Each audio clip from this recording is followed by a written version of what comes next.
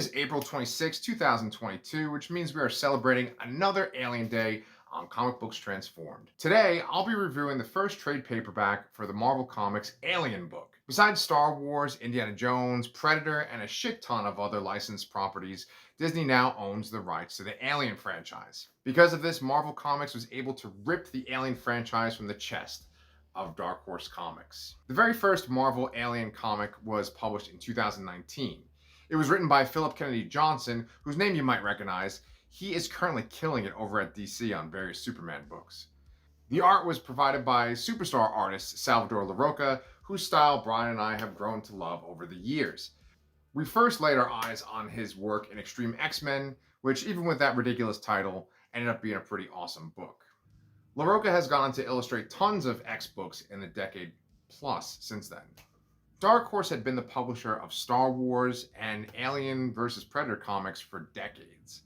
When Marvel secured the rights to Star Wars and then eventually all of the 20th Century Fox properties, they had to prove that they could revitalize that canon for each of the franchises. Just like Star Wars beforehand, the Alien franchise aborted decades of comic book canon as it moved over to Marvel. For the very first story arc, we are now in the year 2200, almost 80 years after the events of Aliens and Alien 3, and close to 200 years before the events of Alien Resurrection. As far as I know, all of the 4 live-action Alien films are considered canon within these comics. The majority of the story takes place on the Epsilon Orbital Research and Development Station. The book's protagonist is a grizzled old soldier named Gabriel Cruz, who had been part of a Marine unit similar to the one we all love from Aliens. Gabriel Cruz's group had suffered a similar fate to our beloved team, which was made up of Hudson, Hicks, Vasquez, and the rest. That's about as far as I want to go with spoilers for the book, because I definitely think it's worth checking out. Well, that's a lie. I will spoil the book for you as much as I did when I flipped through the pages of it at my local comic book store. The one major addition that this comic adds to the Alien canon is a female alien creature that is not the Queen. She's super intriguing. By the time you finish the first trade, you're still in the dark about who she is or what she is. It made me wonder if they were trying to tie in the Species franchise into Alien as well. The female creature is very similar to the design of the alien from Species. That makes sense, of course, since Giger also designed that creature, which was the alternate form for Natasha Henstridge. The Species movies are generally considered inferior to the majority of the films in the Alien franchise, and even the often linked Predator franchise. I think it was an inspired idea having Philip Kennedy Johnson write the first arc, considering that he has experience in the military. He brings an authenticity to Gabriel Cruz's internal dialogue and to the choices he makes. Having Larocca illustrate your book guarantees you're going to have page after page of beautiful artwork. With every new addition to the Alien franchise, including the Alien vs. Predator movies and Prometheus and Alien Covenant, the violence and gore has only gotten more and more graphic and disturbing. There are a handful of scenes within this first trade that are just as gruesome as the stuff we've seen in Alien Covenant, and even Alien vs. Predator Requiem, which is just a nasty movie.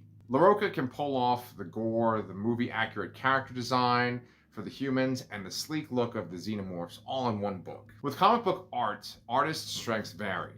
Some artists are skilled at drawing cityscapes, space stations, and other large pieces of machinery. Other artists are great at establishing a dark atmosphere. Then there are the artists that can draw characters that closely resemble real-life people. Larocca is able to nail all of these different images together into each panel on each comic book page, effectively transferring the feel of the Alien films into comic book form. Bloodlines is about what happens to the children of the soldiers, scientists, and company men who serve Weyland-Yutani and are caught up in the death, experimentation, and secrecy connected to the company's obsession with turning the alien into a corporate weapon.